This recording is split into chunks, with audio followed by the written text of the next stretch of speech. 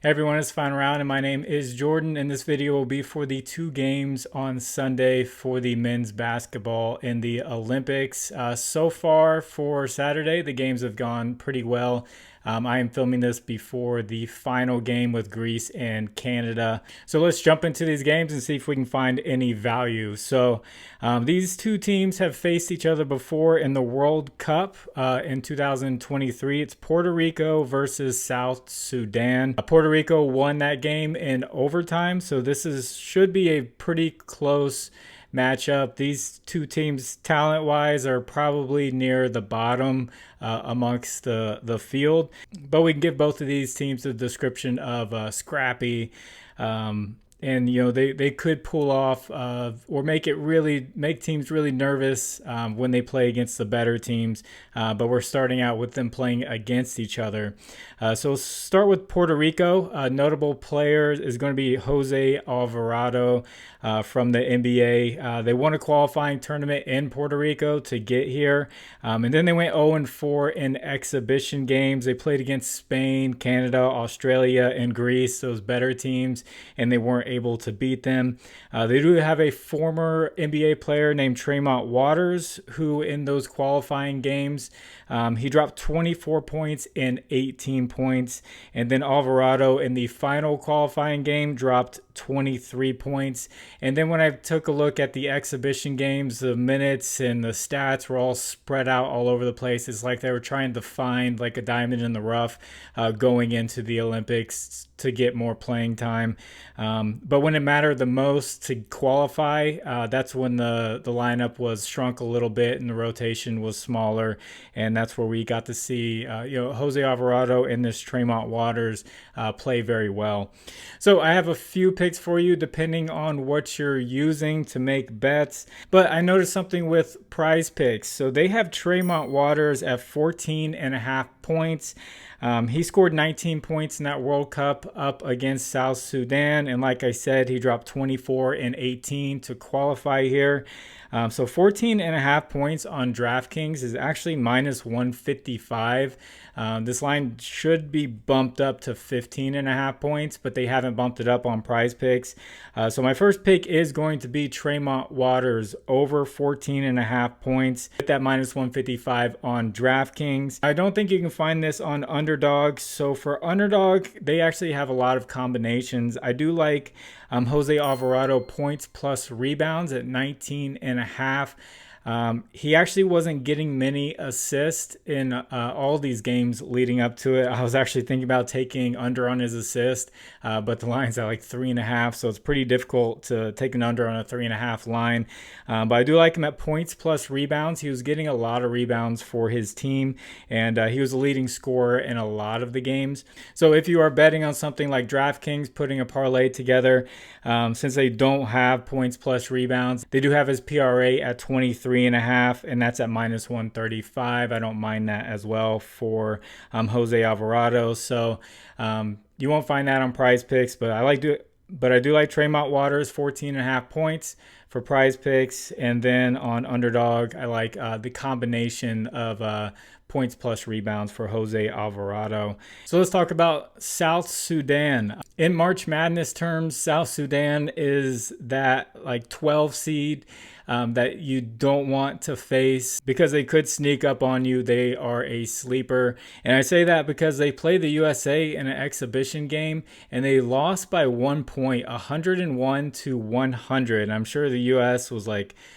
who the heck were those guys? They don't have any NBA players or anything like that, but they can play together and they can score in bunches. I know everyone in the US will be cheering for the US, but for the other games, people are going to be cheering for South Sudan. They're just one of those huge underdogs. So I only have the box score for the US from the exhibition games.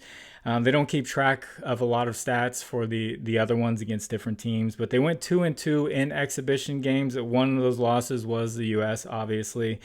So in that U.S. game, there's someone named Carlick Jones who had a triple-double, and he played the most minutes, 32 minutes. He had 15 points, 11 rebounds, and 11 assists. So I checked him out in the World Cup to see how he played. And against Puerto Rico, he had 35 points, 6 rebounds, 11 assists. Another game in the World Cup, he had 25 points, 7 rebounds, 15 assists. And then another game, 17 points, 9 rebounds, and 14 assists. This guy can just fill up the stat sheet, and he can score. He can do pretty much everything. So for Prizepicks, I do like Carlick Jones over 17.5 points here. It's at minus 115 on DraftKings. And on Underdog, I like him at 4.5 rebounds. And this is actually minus 190 on DraftKings. Underdog did not have his points straight up. He have his PRA line like super high.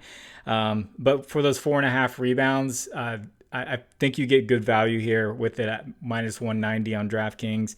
And then Prizepicks clearly doesn't have rebounds or assist for him. Definitely was looking at assists because he can find his teammates, and this team is just really good playing together. So as far as a prediction goes, I'm going to go with South Sudan's money line at minus 118. The spread is minus 2 if you want just a little bit of juice on it, and that's at minus 105. I think this will definitely be a fun game to watch. It's just too bad it's really, really early in the morning. So if you guys could, please like the video, and if you haven't, please subscribe to the channel. And if you have a little bit of extra time, could you leave a comment for the algorithm? It just helps get this video out there for more people to see. And I checked all my friends who are in the YouTube space, and none of them were trying Olympic basketball, and I can see why, because this takes a lot of time and research to just figure out these teams and these players and just digging up games that they've played. But I had a lot of fun doing it, and that's why I'm just breaking down these teams, and we're going to have fun over the next 2 weeks for anyone who's interested in continuing to bet on Olympic basketball. So far today, it's going pretty well. And also, before I get into this US and Serbia game, I want to shout out my partners. Underdog Fantasy, Sleeper, ParlayPlay, and ChalkBoard. You can use promo code FinalRound11 on any of these. They'll match your first deposit up to $100. There's links in the description. I'll take you straight there with the promo code. And thank you to anyone who uses those. So the USA versus Serbia. These two teams met in an exhibition not too long ago, a couple weeks ago, I believe, and the USA won by 26 points. Notable players for the USA. They're all in the NBA. I'm not going to go through the list. You pretty much have probably seen who's on the USA roster. But we do know this is probably LeBron's last hurrah, last Olympics, unless he's kind of like a superhuman the way he's still going. Maybe he does play when he's 43, almost turning 44, but I doubt it. So the big thing with this game is going to be minutes distribution, and it's something we're going to have to keep an eye on, where Steve Kerr plays a lot of these guys. We know LeBron's going to get his minutes. I believe Steph Curry's going to get a lot of minutes, but then the big man rotation is going to be a little bit iffy with Anthony Davis, Bam, and Joel Embiid down there. So I'm just a little bit hesitant on this one. I just want to see that first game. The issue with the USA team is going to be guys like LeBron, the guys who are going to get a lot of minutes. If it is a blowout, I can see them resting them, and then you can put in all-stars off the bench and continue that blowout. Point differential does matter a little bit if it's a 3-way tiebreaker. That's what I read, but I don't think the US is gonna have to worry about that. But that's why you see teams are still trying to, they're taking threes even when they're up by a lot of points to try to get that point differential up. So my first pick from this game, I wanted to start out with a Discord favorite. This is from the Discord, from the Final Round Discord, that I see everyone taking, and I'm giving them all the credit because I think it's a great pick. Anthony Davis over 1.5 blocks against Serbia in that exhibition game. He had 6 blocks against them, so we need him just to get 2 blocks here. This is at minus 110 on DraftKings. I really like this pick. So thank you, Discord. If you want to check out the Discord, link is in the description. It's free. So a pick that I liked, where I checked checked out the exhibition games. I was curious about Steph Curry. So obviously Steve Kerr is his coach, and I checked out Steph Curry's minutes. They look pretty good. And I checked out his 3-point attempts because, Kerr is going to tell him, do your thing, keep shooting. And Kerr has plays drawn up for Steph Curry that he uses and has been using for years to get Steph Curry an open shot. So 3-point attempts for Steph Curry in exhibition games were 6, 9, 9, and 7. And against Serbia, he shot 6 for 9 from 3. So safe to say he's going to take a good bit of 3-pointers. So my pick is going to be Steph Curry over 2.5 3-pointers made. This is at -125 on DraftKings. I see it's on Underdog, and this is not up on Prizepicks, but you do have the Anthony Davis line is up on Prizepicks. So keep checking out that 3 points made. The closer we get to that game, at -125, Prizepicks should put this up there. But we'll see. And then Serbia, notable players: Nikola Jokic, Bogdan Bogdanovic, who plays for the Hawks. I can't pronounce his first name. Micic from the Hornets. He had a good little run there with assist. And those are probably the 3 names that you'll recognize if you pay attention to the NBA just a little bit. They went 3-2 in exhibition play. I only have the box scores for 3 of these games, and that's France, Australia, and the USA. One pick that I noticed that I think has pretty good value. It's not up on DraftKings to show the value, but Bogdan Bogdanovic on Prizepicks at 1.5 turnovers.